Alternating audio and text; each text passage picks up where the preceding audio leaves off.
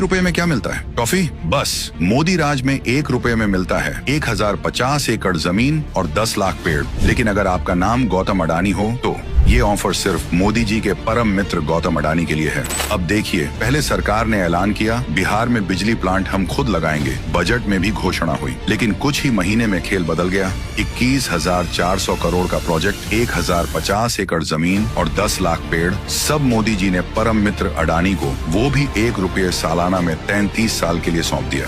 बिहार की जमीन पर बिहार के कोयले से, बिहार के पैसों से प्लांट बनेगा, लेकिन बिहारियों को उसी प्लांट की बिजली 6 रुपये यूनिट में खरीदनी पड़ेगी। मतलब जमीन जनता की, संसाधन जनता का, लेकिन मुनाफा सिर्फ अडानी का। पुष्करधामी उत्तराखंड को लूटते हुए पकड़े गए हैं। जी हां, उत्तराखंड में बीजेपी सरकार ने अपने पूंजीपति दोस्त बाबा रामदेव को फायदा पहुंचाने के लिए टेंडर प्रक्रिया में महा घोटाला किया है।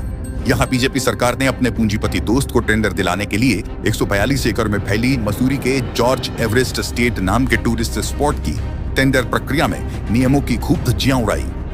जी हां, इस टेंडर प्रक्रिया में महज 3 कंपनियों ने हिस्सा लिया।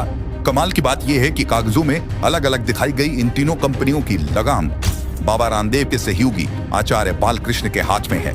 इनमें से राजस एरोस्पोर्ट्स नाम की जिस कंपनी को यह टेंडर मिला, इस कंपनी में बालकृष्ण की हिस्सेदारी, जो कि टेंडर से पहले 25% थी, वो अचानक टेंडर के बाद 70% तक पहुंच गई।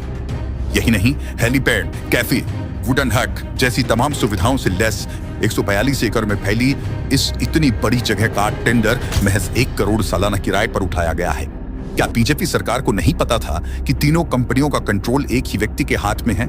आखिर कैसे टेंडर लेने वाली कंपनी में आचार्य बालकृष्ण की हिस्सेदारी अचानक बढ़ गई? साफ है, बीजेपी पहले पूंजीपति दोस्तों को फायदा पहुंचाती है और फिर उनसे चंदा लेकर मोटा पैसा बनाती है, क्योंकि बीजेपी का मकसद सिर्फ सत्ता से पैसा और पैसे से सत्ता बनाना। कि चाय बेचने वाला पूरा भारत बेच रहा है।